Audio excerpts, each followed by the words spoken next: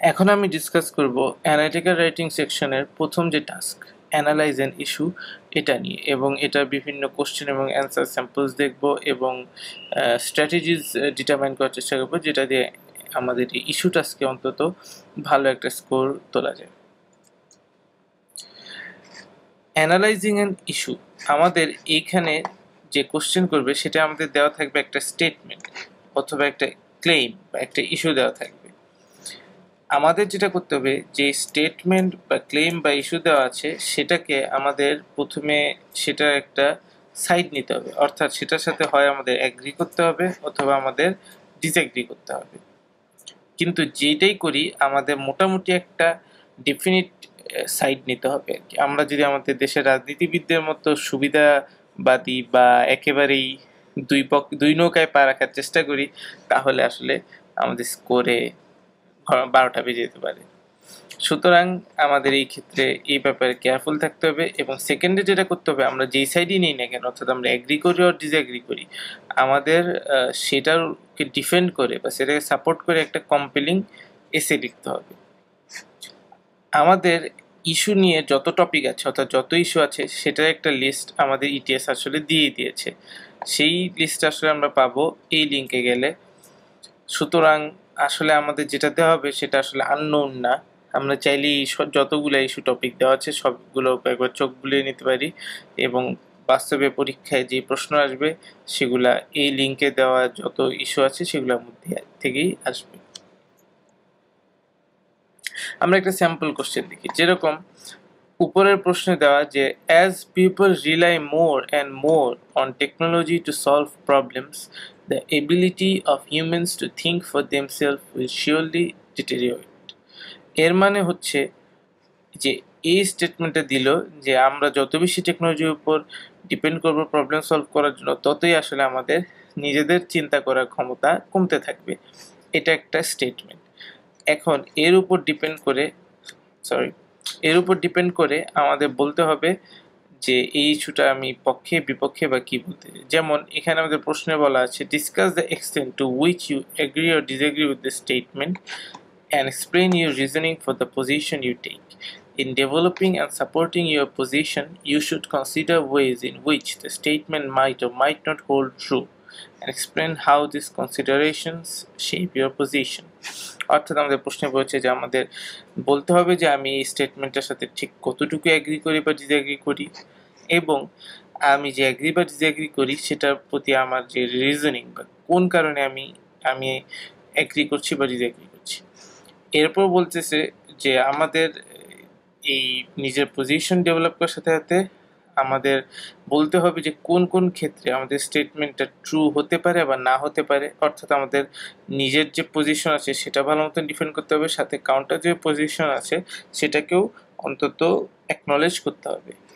এবং শেষে বলা হচ্ছে যে এইসব আমাদের কিভাবে আমাদের যে পজিশন আছে সেটার উপর ইফেক্ট ফেলে। আরেকটি কোশ্চেন দেখি যে every nation should require student to study at least one foreign language from the elementary school level through the university level. এটাও একটা স্টেটমেন্ট যে আমাদের প্রত্যেকটা নেশনে বা প্রত্যেকটা কান্ট্রিতে স্টুডেন্টদের অ্যাটলিস্ট একটা ফরেন ল্যাঙ্গুয়েজ পড়া বাধ্যতামূলক করতে হবে, একেবারে এলিমেন্টারি স্কুল থেকে ইউনিভার্সিটি লেভেল পর্যন্ত। এটা নিয়ে আমাদের প্রশ্নের যে টাস্ক আছে সেখানে লেখা write a response in which you discuss the extent to which you agree or disagree with the recommendation and explain your reasoning for the position you take. এটা আগের প্রশ্নের মতোই। এরপর লেখা যে in developing and supporting your position describe specific circumstances in which adopting the recommendation would or would not be advantageous. আসলে এটা হুবহু আগেরটার মতোই লেখা, এবং লাস্টে লেখা যে এইসব আমাদের কীভাবে আমাদের যে পজিশন আছে সেটা ইফেক্ট ফেলে। এটাই হচ্ছে আমাদের আসলে একটা ইস্যু টাস্ক। একটা লাইন দেওয়া থাকবে এবং এরপর আমাদের সেটা পক্ষে বা বিপক্ষে কিছু মত দিতে হবে। ইস্যু টাস্কে আমাদের অ্যাপ্রোচের ক্ষেত্রে আমাদের যেটা প্রধানত করতে হবে সেটা হচ্ছে যে we have to acknowledge the complexity of an issue. অর্থাৎ ইস্যুটা যে আসলেই কমপ্লেক্স, যে কোন সাইড নিব, এটা আসলে দুই পক্ষেই প্রজ এবং কনস আছে, এই জিনিসটা আমাদের তুলে ধরতে হবে শুরুতে। এবং সেটা আমরা তুলে ধরবো যে briefly state one or two merits of the other point of view of the, আমি যে পক্ষে নিচ্ছি, ধরেন আমি অ্যাগ্রি করলাম, তাহলে ডিসএগ্রি করার যে মেরিটস আছে একটা বা দুইটা, সেটাও আমাদের 1-2 লাইনে উল্লেখ করে দিতে হবে। আমাদের মোট 6টা ডিফারেন্ট বই আছে, যে বইতে জিআরইর যে টাস্ক আছে, মানে ইস্যুর যে ইস্যুটা লেখার পর যে টাস্ক দেয়, সেটাকে 6 ভাবে লেখা যায় জিআরইতে। তো এটা হচ্ছে প্রথম 2 ভাবে, এছাড়া আরো 4 ভাবে লেখা যায়, যেটা এখানে লেখা আছে। আমরা আসলে যদি খুব ভালো করে এই 6 ধরনের কোশ্চেন টাইপ বা টাস্ক টাইপ যদি দেখি, তাহলে আসলে বুঝবো যে এগুলা সবই কাছাকাছি ধরনের হয়। এবং মোটামুটি আমরা পরের পেজে আমরা আলোচনা করব যে মোটামুটি যদি আমরা একটা বেসিক একটা গঠন ঠিক রেখে আমাদের লেখায়, তাহলে আসলে এই 6টা যেই কোশ্চেনে আসুক আমাদের ঝামেলা হবে না। যেমন আমাদের যা করতে হবে আসলে তা হচ্ছে, প্রথমেই আমাদের ইস্যুর একটা ভিউ নিতে হবে, take a point of view of the issue, অর্থাৎ আমাদের একটা ডেফিনিট ভিউ নিতে হবে যে আমি অ্যাগ্রি করি অথবা ডিসঅ্যাগ্রি করি। এরপর আমাদের যে পয়েন্ট অফ ভিউ আছে সেটাকে আমাদের 2টা জিনিস দিয়ে সাপোর্ট করতে হবে, এটা খুবই ইম্পর্টেন্ট। এই জিনিসটার উপর মার্কস বা স্কোর অনেক বেশি ডিপেন্ড করে। একটা হচ্ছে রেলেভেন্ট লজিক, আমাদের লজিক দিতে হবে যে এই লজিক দিয়ে আমাদের আইডিয়াটা সঠিক, এবং আমাদের বলতে হবে স্পেসিফিক রিলেটেড এক্সাম্পলস, যেটা মাস্ট। যে কোনো একটা সাপোর্টিং পয়েন্ট দিয়ে আমাদের লজিকটা বলতে হবে এবং তারপর ওই লজিকের রিলেটেড একটা এক্সাম্পল দিতে হবে। এটাই হচ্ছে আমাদের ইস্যু টাস্কে যে কোনো একটা প্যারাগ্রাফ কনস্ট্রাক্ট করার বই। এবং থার্ডে আমাদের এটা করতে হবে যে acknowledge both sides of the issue, agree 2 সাইডকে অ্যাকনলেজ করতে হবে, ইস্যুটার কমপ্লেক্সিটি বলতে হবে, এবং স্পেসিফিক যে ইনস্ট্রাকশন দেওয়া কোশ্চেনে 2-1টা লাইন অ্যাড করে সেই কোশ্চেনের ইনস্ট্রাকশন অনুসারে 2-1টা লাইন হয়তো মডিফাই করে অ্যাড করতে পারে। যদি আমরা এই 3টা টাস্ক ঠিকমতো করতে পারি, তাহলে আসলে আমাদের প্রিভিয়াস স্লাইড বা পেজের যে 6টা টাইপের প্রশ্ন আমরা দেখছি, সেগুলো যেরকমই আসুক আমরা সবগুলোতেই ভালো স্কোর করতে পারব। এখন ইস্যু টাস্কের শুরুতে আসলে আমাদের ব্রেন স্টর্মিং করতে হবে। ব্রেন স্টর্ম বলতে আসলে আমাদের যে ছবিতে দেখা যাচ্ছে সেরকম কিছু না, আমাদের অ্যাকচুয়ালি 30 মিনিট সময় থাকে যে কোনো একটা টাস্ক কমপ্লিট করার জন্য। সেই 30 মিনিটের প্রথম 4 থেকে 5 মিনিট আমাদের এই ব্রেন স্টর্মিং করে কাটাতে হবে। ব্রেন স্টর্মিং আসলে লাগবে, কারণ হচ্ছে আমরা যদি প্রশ্নটা দেখেই আমরা যদি ধুম করে লেখা শুরু করে দিই, তাহলে আসলে আমরা দেখবো যে আমরা একটা লাইনও লিখতে পারছি না, বা যা লিখতেছি সবই হচ্ছে আজাইরা কথাবার্তা বা রেলিভেন্ট এক্সাম্পল আমরা মাথায় আসতেছে না, বা লেখার স্পিড আসলে একসময় স্লো হয়ে যাবে। সো আমরা যখন থেকে লেখা শুরু করব, তখন থেকে যেন আমাদের লেখার স্পিড খুব ভালো থাকে, সেই জন্য আমাদের শুরুর 4-5 মিনিট ঠান্ডা মাথায় চিন্তা করতে হবে, যেটাকে আমরা ব্রেন স্টর্মিং বলবো, এবং সেই চিন্তাটা আসলে আমাদের প্রোডাক্টিভ ওয়েতে করতে হবে, যেন ওই 4-5 মিনিটে আমরা মোটামুটি ইস্যুটার অ্যাগ্রি ডিসঅ্যাগ্রি সব কিছু সম্পর্কে একটা ক্লিয়ার ধারণা নিজের মাথায় তৈরি করে ফেলতে পারি, এবং সম্ভব হলে রিলেটেড স্পেসিফিক যে রিয়েল ওয়ার্ল্ড এক্সাম্পলগুলো আছে সেগুলো আমরা মাথায় বসায় নেওয়ার চেষ্টা করব। ব্রেন স্টর্মিং আসলে কেন করব? ব্রেন স্টর্মিং করার প্রথম সুবিধা হচ্ছে, আমরা ব্রেন স্টর্মিং করলে আসলে বুঝতে পারবো যে কোন সাইডকে ডিফেন্ড করা আসলে আমাদের জন্য ইজিয়ার হবে। কখনো কখনো এরকম হয় যে যেই সাইডটা আসলে আমি জানি যে এটা হয়তো সত্য, বা আমার মন থেকে মনে হচ্ছে এই জিনিসটার এই ইস্যুটা আসলে আমার এগ্রি করা উচিত, কিন্তু ব্রেন স্টর্ম করলে আসলে দেখা যাবে যে এটা ডিসএগ্রিতে আসলে প্রস বেশি, বা ডিসএগ্রিটা প্রমাণ করা বা সাপোর্ট করা সোজা। সুতরাং আমরা ব্রেন স্টর্ম করে আসলে আমাদের প্রথমেই দেখতে হবে যে আমাদের মন থেকে যেটা বিলিভ করি সেটা না, কোনটা সম্পর্কে আমি বেশি লিখতে পারবো, কোনটাকে আমি সহজে ডিফেন্ড করতে পারবো। এরপর আমাদের আরেকটা যে পয়েন্ট মনে রাখতে হবে যে you don't always have to agree. আসলে আমার সবসময় যে অ্যাগ্রি করতে হবে তা না, উল্টো আমি চাইলে ডিসঅ্যাগ্রিও করতে পারি, বা অনেক সময় আমি একটা মডারেট ভিউ নিতে পারি। ব্রেনস্টর্মিং একটা উদাহরণ হচ্ছে, যেমন আমাদের প্রশ্ন দেওয়া আছে, every nation should require students to study at least one foreign language from the elementary school level through the university level, যেটা আমরা একটু আগে দেখেছি। তা আমরা যেটা করব, ব্রেনস্টর্মিং এর শুরুতে আমাদের একটা এক্সট্রা শিট দেওয়া থাকে জিআইতে, যেটা আমরা রাফ লিখতে পারি। সেই শিটে আমরা প্রথমে একটা দাগ দিব, সেই দাগের বাম পাশে লিখবো হচ্ছে ফর, এবং ডান পাশে লিখবো হচ্ছে এগেনস্ট। ফরটা হচ্ছে ইস্যুর সাথে অ্যাগ্রি করলে আমাদের যত ক্লজ আছে আমরা ফরের কলামে লিখব, এবং ডিসএগ্রি করলে যত ক্লজ আছে সেটা আমরা এগেনস্টের কলামে লিখব। এবং আমাদের হয়তো পুরো সেন্টেন্স লেখার দরকার নেই, জাস্ট কয়েকটা কিওয়ার্ড লিখলেই হবে। যেমন আগের প্রশ্নের আমরা যদি ফর এবং এগেন্স্ট দেখি যেটা টি চার্টে, তাহলে দেখবো যে ফরে হচ্ছে ওয়ার্ল্ড ইজ মোর ইন্টারন্যাশনাল, সুতরাং আমাদের স্টুডেন্টদের একটা ফরেন ল্যাঙ্গুয়েজটা জানা উচিত। ওকে, কিন্তু এগেনস্টে দেখা যাচ্ছে যে আমরা 4-5টা জিনিস পেয়ে যাচ্ছি। যেমন কোনো নেশনের ক্ষেত্রে স্কুল হচ্ছে ভেরি বেসিক, নিজেদের নর্মাল পড়ালেখাই হচ্ছে না, সেখানে ফরেন ল্যাঙ্গুয়েজ কোনখান থেকে আসবে, কোনো টিচারও নেই। আরেকটা হচ্ছে কোন ফরেন ল্যাঙ্গুয়েজ শিখবো, যেমন বাংলাদেশে থাকলে আসলে আমি কোনটা শিখবো, ইংলিশ না হিন্দি না উর্দু। তারপর হচ্ছে কোনো নেশনের কালচারকে প্রিজার্ভ করতে হলে আসলে ফরেন ল্যাঙ্গুয়েজ না শিখে নিজের ল্যাঙ্গুয়েজটাকে বেশি প্রমোট করা উচিত। অল পিপল এভরিওয়ার কথাটা বেশি এক্সট্রিম হয়ে গেছে আগের প্রশ্নে, সুতরাং দেখা যাচ্ছে যে এগুলো হচ্ছে এগেনস্টে আমরা পেয়ে গেছি এবং ফরে আমরা একটা পেয়েছি, সুতরাং আমরা দেখেই বুঝবো যে আমাদের এগেনস্টে যেতে হবে এবং ডিসএগ্রি করলে আমরা বেশি লিখতে পারবো। আরেকটি যেটি পয়েন্ট সেটা হচ্ছে ডিসএগ্রিতে আমরা দেখেছি যে এখানে মোট 5টা পয়েন্ট আছে বা 6টা পয়েন্ট আছে, কখনো আরো বেশি থাকতে পারে। সব পয়েন্ট কিন্তু আসলে আমাদের 30 মিনিটে লেখা সম্ভব না, সুতরাং আমাদের যেটা করতে হবে এই 5-6টা পয়েন্ট থেকে আমরা যেগুলো লিখবো সেগুলো আমরা হয়তো আলাদাভাবে লিখতে পারি খাতায় বা টিক চিহ্ন দিয়ে রাখতে পারি।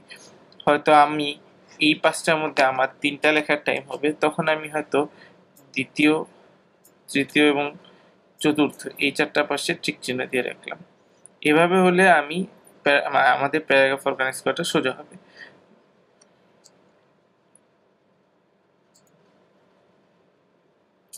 আমাদের কিছু কিছু পয়েন্ট রিমেম্বার করতে হবে, যেরকম হচ্ছে আদার সাইডকে অ্যাকনোলেজ করতে হবে, সেটা ইন্ট্রোডাকশনেও করা যায়, জেনারেলি ইন্ট্রোডাকশনেই করা হয়, এবং আমরা চাইলে অন্য পার্টেও করতে পারি বা 1-2 লাইন আসলে আমাদের লিখতেই হবে। আরেকটা হচ্ছে আমাদের কখনো বেশি এক্সট্রিম হওয়া যাবে না, যেমন all people, every people, always, এই ধরনের কথাগুলো হচ্ছে টু এক্সট্রিম, সেগুলো আমাদের হওয়া যাবে না। আর টু মুশিও হওয়া যাবে না, অর্থাৎ খুব রাজনীতিবিদদের মতো সুবিধাবাদী কথাবার্তাও বলা যাবে না।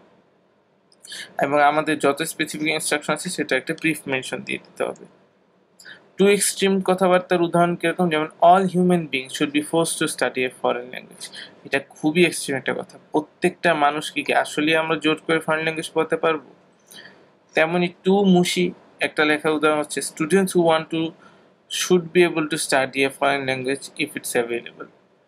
ফরেন ল্যাঙ্গুয়েজ যদি অ্যাভেলেবল থাকে এবং কোনো একটা স্টুডেন্ট পড়তে চায়, তাহলে তাকে সেটা পড়তে দিতে হবে। এটা আসলে খুবই একটা জানা কথা। এই জানা কথা আসলে এভাবে লেখার কোনো মিনিংই নেই, সুতরাং আমাদের এইটাও অ্যাভয়েড করতে হবে। যেমন জাস্ট রাইট একটা কথা হচ্ছে foreign languages should be mandatory for most students in nations where it is practicable to offer such instruction on a national basis. এই কথাটা যেমন যুক্তিযুক্ত, যেসব কান্ট্রিতে আমরা সহজেই ফরেন ল্যাঙ্গুয়েজ কোর্সেস অফার করতে পারবো বা সেরকম টিচার আছে, ইনফ্রাস্ট্রাকচার আছে, এবং যেসব কান্ট্রি মোটামুটি সলভেন্ট, সেসব কান্ট্রির স্টুডেন্টদের আমরা একটা ফরেন ল্যাঙ্গুয়েজ পড়া মাস্ট করে দিতে পারি। এই কথাটা যেমন খুব একটা সুবিধাবাদী কথাও হয়নি, আবার খুব একটা এক্সট্রিম কথাও হয়নি, এবং মোটামুটি পারফেক্ট একটা কথা। আমাদের ল্যাঙ্গুয়েজ অনেকটা এরকম হতে হবে। স্ট্রাকচার, আসলে একটা ইস্যু এসেতে আমরা কোন স্ট্রাকচার লিখব? জেনারেলি আমাদের 3টা পার্ট থাকবে, ইন্ট্রোডাকশন, বডি এবং কনক্লুশন। ইন্ট্রোডাকশনটা অবশ্যই হবে 1 প্যারাগ্রাফের, এবং এখানে আমাদের ইস্যুটা রিস্টেট করতে হবে। তবে এখানে আমাদের মনে রাখতে হবে আমাদের জাস্ট কোশ্চেন থেকে কপি করলে এটা খুবই নেগেটিভ একটা ইফেক্ট পড়বে।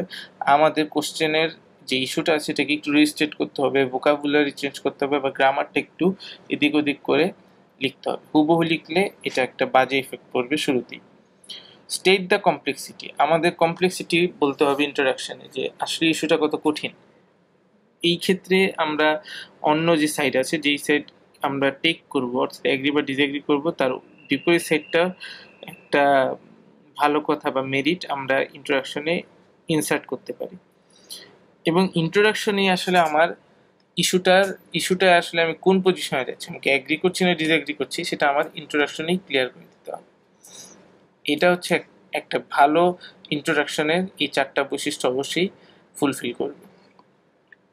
এরপর বডি আসলে আমাদের 2 থেকে 6টি প্যারাগ্রাফ হবে, এবং সময়ের উপর ডিপেন্ড করে যে আমাদের এই প্যারাগ্রাফটা সাজাতে হবে। জেনারেলি মিনিমাম 3টি বা 4টি প্যারাগ্রাফ আমাদের লাগবেই, at least 3 paragraph should be written. আমাদের যে কোনো একটা প্যারাগ্রাফে উপর বেশি সময় নষ্ট করা যাবে না, তাহলে আমরা মানে টাইম শেষ হয়ে যাবে এবং নিজেদের লেখাটা পুরোপুরি কমপ্লিট করতে পারবো না।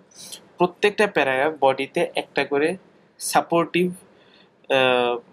পয়েন্ট তুলে ধরবে, অর্থাৎ আমরা যে ইস্যু এগ্রি করব সেটার একটা সাপোর্টিং লজিক থাকবে প্যারাগ্রাফে এবং সাথে থাকবে একটা রিলেভেন্ট এক্সাম্পল।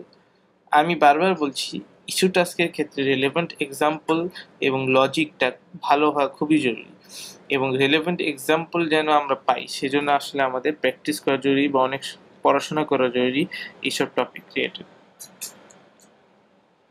লাস্টে থাকবে হচ্ছে আমাদের কনক্লুশন। কনক্লুশনে আমাদের পুনরায় যে আমাদের পজিশনটা আছে সেটা রিসামারাইজ করব। যদি সম্ভব হয় একটা বা দুটো এক্সট্রা ইনসাইট আমরা দিব এই ইস্যুটা সম্পর্কে, যে এই ইস্যুটায় হয়তো আমরা এভাবে চিন্তা করলে এটা এরকম হতো, এরকম কিছু একটা যদি দেওয়া সম্ভব হয় আমরা এরকম লিখব। জেনারেলি 3টা সেন্টেন্স একটা কনক্লুশনের জন্য গুড বেঞ্চমার্ক। সুতরাং আমরা যখন কনক্লুশন স্টার্ট করব আমরা যেন মাথায় রেখি অন্তত 3টি সেন্টেন্স লেখার মতো সময় যেন থাকে, এবং কনক্লুশনে আমরা চাইলে একটা রিলেভেন্ট কোড দিতে পারি যেটা কনক্লুশনটাকে অনেক ইম্প্যাক্টফুল করবে। স্টাইল পয়েন্টসে আমি বলবো যে আমাদের পুরো এসেতে কিছু বেসিক প্রপার্টিজ বা বৈশিষ্ট্য বজায় রাখতে হবে, যেমন টোন। আমাদের যে ইস্যু এসে আছে সেটার মধ্যে আমাদের টোনটা অবশ্যই ফর্মাল হতে হবে, যেহেতু আমাদের পুরো এনআইটি রাইটিংটাই আসলে হবে ফর্মাল রাইটিং একটা টেস্ট। এবং আমরা don't try to be too funny, আমরা বেশি ফানি হওয়ার চেষ্টা করব না, কারণ এটা আসলে একটা ফর্মাল রাইটিং, এখানে ফানি হলে মার্কস কাটা যাবে। তারপর আমাদের try to use varied diction, অর্থাৎ ডিফারেন্ট ডিকশন বা ভোকাবুলারি চেঞ্জ করতে হবে, স্টাইল চেঞ্জ করতে হবে, যেন মনোটোনাস না হয় আমাদের লেখাটা। সেন্টেন্স স্ট্রাকচারও আমাদের সেই কারণে ভ্যারি করতে হবে, different type of simple, complex ও কম্পাউন্ড সেন্টেন্স স্ট্রাকচারস আমরা ব্যবহার করব। জিআরই ভোকাবুলারি আমাদের যদি সম্ভব হয় তাহলে ইউজ করব। জিআরই ওয়ার্ড যেহেতু আমরা ততদিনে পড়েই ফেলবো, সুতরাং আমরা আসলে চাইলেই রিলেভেন্ট কিছু জিআরই ওয়ার্ড আমরা আমাদের এসেতে ইনসার্ট করে দিতে পারি। ট্রানজিশন, আমাদের একটা প্যারাগ্রাফ থেকে আরেকটা প্যারাগ্রাফে যাওয়ার সময় অবশ্যই ট্রানজিশন ইউজ করতে হবে। অর্থাৎ যদি এমন হয় যে এর আগের প্যারাগ্রাফে আমরা বলেছি এক্স স্টেটমেন্টটা নিয়ে আলোচনা করেছি এবং পরের প্যারাগ্রাফে আমরা ওয়াই নিয়ে আলোচনা করবো, তখন আমরা এইভাবে স্টার্ট করতে পারি, although we know X but we also have to consider Y. এভাবে আমাদের ট্রানজিশন করে আগাতে হবে। যেমন the obstacles towards international cooperation include not only দিয়ে আমরা আগের প্যারাগ্রাফে যা বলছি, বাট অলসো দিয়ে এই প্যারাগ্রাফে যা বলবো। এভাবে যদি আমরা প্রত্যেকটা প্যারাগ্রাফের প্রথম লাইনটা এর আগের প্যারাগ্রাফের একটা কন্টিনিউশন হিসেবে স্টার্ট করি, তাহলে এটা রিডারেরও পড়ার জন্য মজা লাগবে এবং রিডারও মনে হবে যে না, রাইটার আসলে একটা ওয়েল কোহেরেন্ট লেখা লিখছে। সুতরাং এই জিনিসটা খুবই ইম্পর্টেন্ট। আমার মতে ট্রানজিশন প্র্যাকটিস করাটা আমাদের জন্য খুবই জরুরি। A transition is generally the first sentence of a paragraph. Okay. এছাড়া $1,000,000 কোটস, আমাদের ইস্যু টাস্কে অনেক বেশি কোড ইউজ করতে পারি। আমরা যদি একটা দুটা রিলেভেন্ট কোড ভালো মতন ইউজ করতে পারি তাহলে এটা আমাদের জিআরই স্কোরকে 0.5 থেকে 1 পর্যন্ত স্কেলে বাড়িয়ে দিতে পারে। আমি আমার পরিচিতদের মধ্যে যতজনকে দেখেছি যে কোড ইউজ করেছে তাদের সবাই স্কোর 4 বা 4.5 বা তার বেশি হয়েছে। A list of quotes is given in RCN Essay Book of Manhattan. Manhattan RCN Essay Book এ আমাদের বিভিন্ন কোড দেওয়া আছে। ইটিএস থেকে কিছু স্যাম্পল অ্যান্সার যদি আমরা দেখি, যে এই এসেটায় স্কোর করেছে 6, এবং এই এসেতে আমরা দেখতে পাচ্ছি মোট 4টা প্যারাগ্রাফ আছে। শুরুতে ইন্ট্রোডাকশন দেওয়া, শেষে কনক্লুশন দেওয়া এবং পুরো এসেটা কোহেরেন্ট ভাবে লেখা আছে। এই এসে স্কোর করেছে 1। সুতরাং আমরা দেখতে পাচ্ছি যে একেবারে যদি আমরা একটি লাইনও লিখতে পারি তাহলেও আমাদের স্কোর 1 হয়ে যাবে। যেমন এখানে লিখেছে, humans have invented machines but they have forgot it and have started everything technically, so clearly their thinking process is deteriorating. এই লেখাটা আসলে কিছুই না, একেবারেই খুবই নিচু মানের এবং মানে হাস্যকর লেখা, তাও এটা স্কোর 1 পেয়েছে। সুতরাং আমরা বুঝতে পারছি জিআরইতে 0 পাওয়া কত কঠিন। এএস এর রেসপন্সটা যদিও আমাদের যে 6 পাওয়া এস এর রেসপন্স আছে তার কাছাকাছি সাইজের, হয়তো তার 75%, কিন্তু এবং এখানে কিছু প্যারাগ্রাফিংও করা হয়েছে, কিন্তু এই এস স্কোর করেছে 2। এখানে আইডিয়া অত ভালোভাবে প্রকাশিত হয়নি, কিছু গ্রামাটিক্যাল ভুল ছিল, ক্লিয়ারিটি অভাব ছিল, এই সকল কারণে এই এসএটি স্কোর করেছে 2।